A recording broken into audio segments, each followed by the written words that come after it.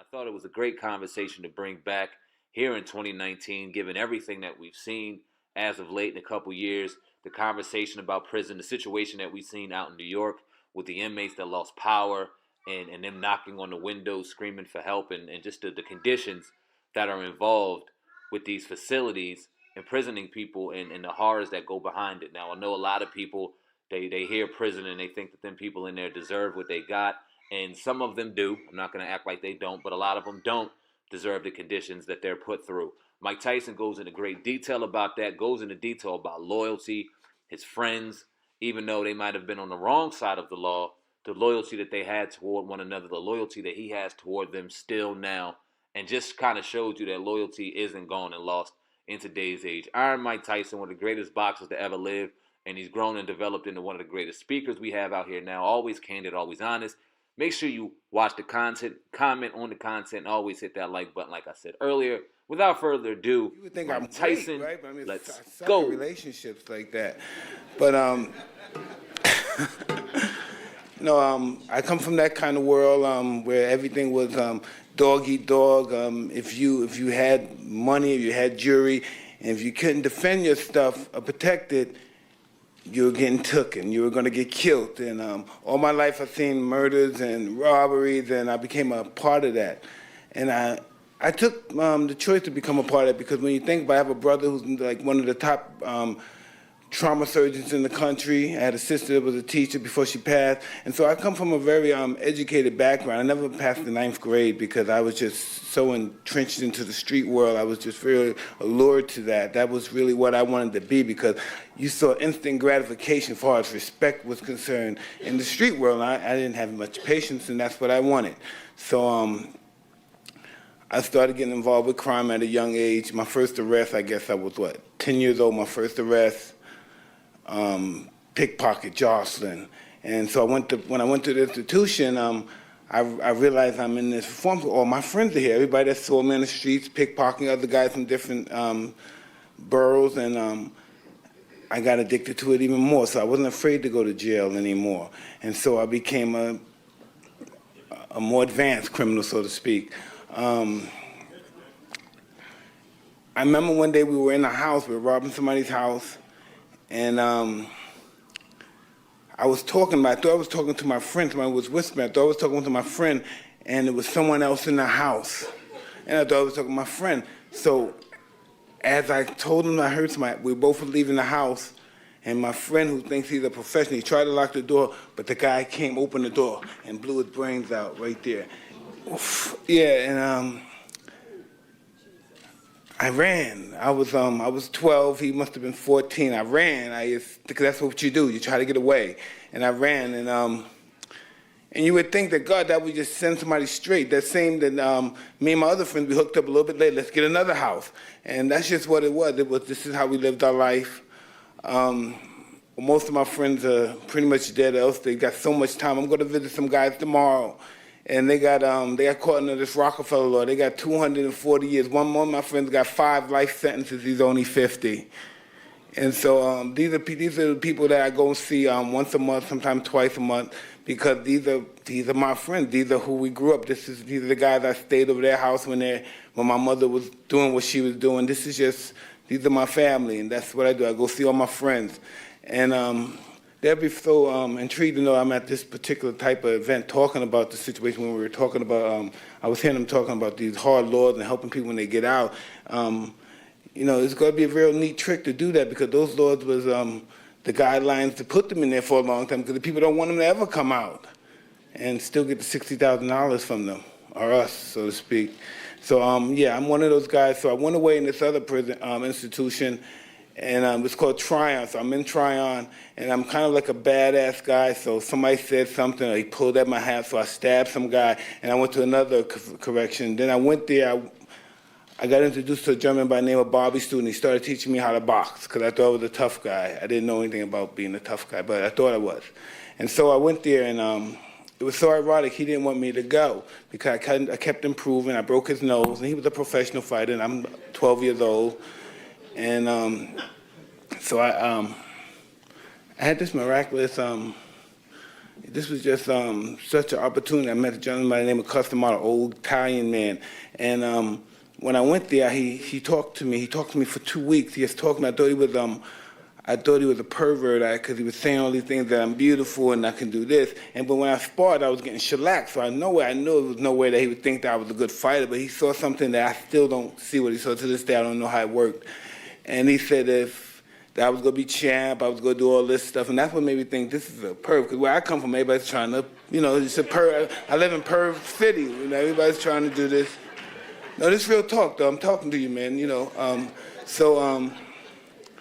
I started listening to this Italian guy, and he teaches me to fight. And I'm 14 years old. I win this national championship. Then I win this junior national championship. I'm breaking record. I knock a guy out in 8 seconds. How did that happen? And he still told me I was imperfect. I was wrong. I was flawed. So I didn't know how that worked, and I just started listening to him. I said, when I went back home, I was getting ready to do some more robberies, because every now and then I would go back to Brooklyn and do robberies and come back, because the state was paying them like $150 a month, and that wasn't even paying for my pants and my sneakers. So I always went back home and did robberies and came back with nice clothes and told them that my friends gave me these clothes because their older brother can't fit them anymore, something like that, some ridiculous story. And one day when we were going to do another robbery, a friend of mine was telling me, no, you're with those white people, Mike. Stay with them. These people love you, Mike. I saw you win this champion. They love you. So my friend had told me that me and him was together one day. We went by a dice game, and we know these guys. These are our friends, guys we grew up with. But something was different. I saw them when we looked at the dice game. We didn't gamble, but they looked at each other, and no one said hi. I said, what's up? They always said hi to me, but they didn't talk to him. And so we left, and a week later they told me that they killed him. And my friend saw me and said, Mike, man, you walked off the game with him. I thought that you were killed too. Because I didn't know these guys were having this little secret war, because I was just coming back and forth. I didn't know the information. And so ever since my friend died, I stayed up there, and I never came back, and I became successful. And I became champion at 20 years old, the youngest champion ever. I won titles. I had everything in the world, but I still had that darkness in me. I had hundreds of millions, I had money, but I still had that darkness in me. That darkness wasn't out of me yet. And I got in a whole bunch of trouble. I got involved with people who had made me no good. And I lost a lot of money. I kept getting lawsuits. Lawsuits this, lawsuit here, lawsuit here. And most of my money I tricked off on lawsuits. You know what I mean? You could listen. If I spend $250 million on girls and trips and clothes, that's nothing to what I did on lawsuits, okay? So they really got me good with those lawsuits, but I still didn't have peace. Something was that. I still had that old darkness from back before. And then because, of course, my father and mother, they're addicts, and I'm not fighting anymore, and I have nothing to do, why not I become an addict? Because that's just how it goes, right? So I become this addict now, because I always drank my whole life, never stopped drinking. And I became this addict. I've been getting in a lot of trouble. What happened? I had some kids from being an addict. I had married some people during my addict stage. And, excuse me, I'm sorry, I didn't mean to do that. So listen, and so I started going through this process of I'm clean. So I get clean for a year. I get clean for 5 years, but then I relapse. And the reason why I relapsed is because I didn't have a spiritual awakening. I just wasn't using drugs. I wasn't sober. I just wasn't using drugs and liquor. I just wasn't using. I was miserable, right? So eventually I received that spiritual awakening. And this is listen, trust me. Listen, when I'm at the height of my career, I don't want to make this long, but listen, at the height of my career, I got, $40 million to fight, I'm doing this, I'm going, I got boats, I got planes, I got everything. But they wouldn't touch me, a cartoon wouldn't touch me with a 1,000,000-foot pole. Now I got the #1 cartoon on television. I got an Emmy, I got a Golden Globe. This is ridiculous stuff. I don't believe this is true, but yeah, I got, I'm not perfect yet, but I'm just trying to get this stuff on track. And I'm sober. By being sober, I'm able to show up for my children. They're able to go to the best schools in the country. I got a daughter that graduated from first George Washington, that's in D.C. Then she went to Georgetown. Now she's in Drexel. That's Philadelphia somewhere, right? Well, she's in Drexel now. I got a daughter. My 19-year-old is in NYU. She's a director and stuff. I have this other young kid. He's trying to go to where's he trying to go? This guy, he's a character. I have an 18-year-old son that me and him, we crash. We just don't get it. Something's wrong there. I don't understand that yet. I'm gonna need some advice from some older people, but something's just not happening here. And I'm just very grateful that my kids are able to go to these schools. And sometimes they tease me because I don't spell as well as they spell. And I'm not advanced scholastically as well as they are. But I'm just happy that I'm able to put them in that position. And I just wish... and they give me a hard time because they think because I do this, they think I do that, they think I'm a show-off. But the fact is, if they had my parents, then they would really have something to talk about. I wish he had my father, because my children, believe it or not, I have a 27. They've never received a beating before. I've received beatings just by looks. I can remember being in Royal Farms. See, they don't have Royal Farms. You guys remember Royal Farms, right? The real cheap. Just being beaten in the corner because my mother couldn't afford something. And I'm just really grateful to be here talking to you. And even though I got sucker punched being the keynote speaker at this time, I have I'm really grateful for my life now. I'm really grateful. I'm really, just by the grace of Allah, I just was able to just do this because I chose I was going to be different. I wasn't going to live that life anymore, and I was going to be the person I wanted to be. And everything I was doing in my past life, I was champ, I had money, that prevented me from being the man that I wanted to be. And I could pretty much say I'm on a course of being the person I want to be. I have dignity, I have self-respect, and anybody can just look at me and see what I'm doing.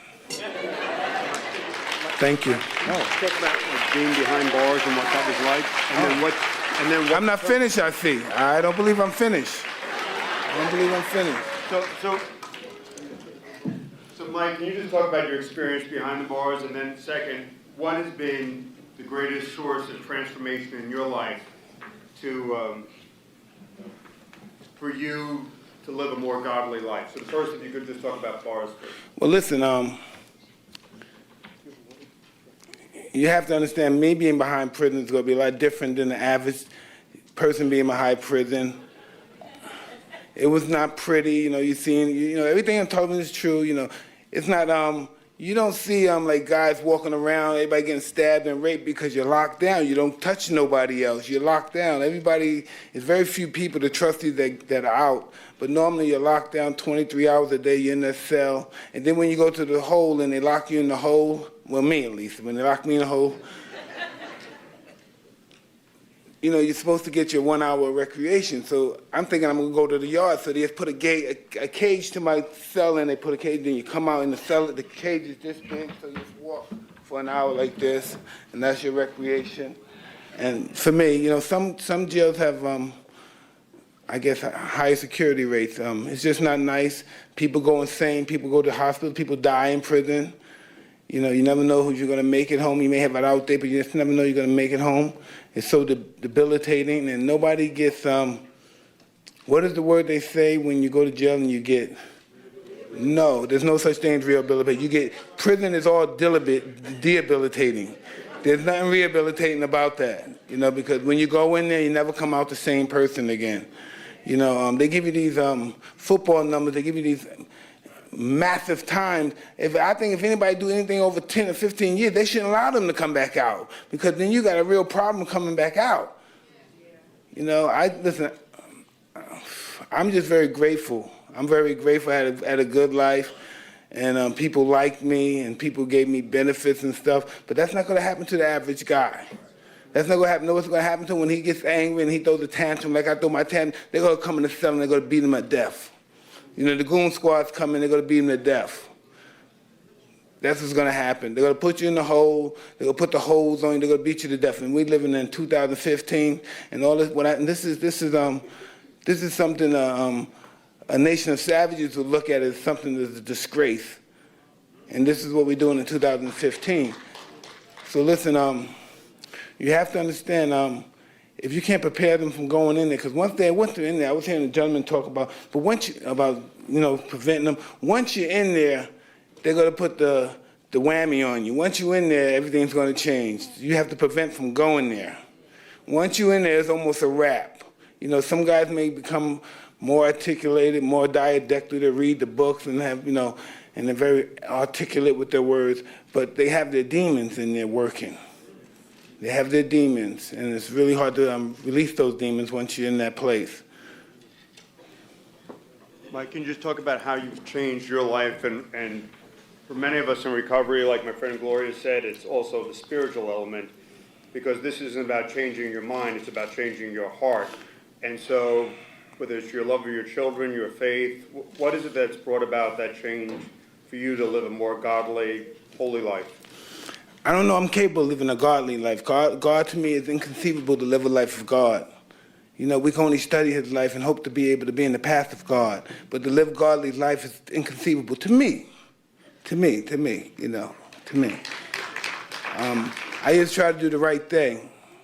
And not necessarily the right thing is probably the best thing, but I just try to do the right thing. I try to respect everybody and treat everybody the way I want to be treated.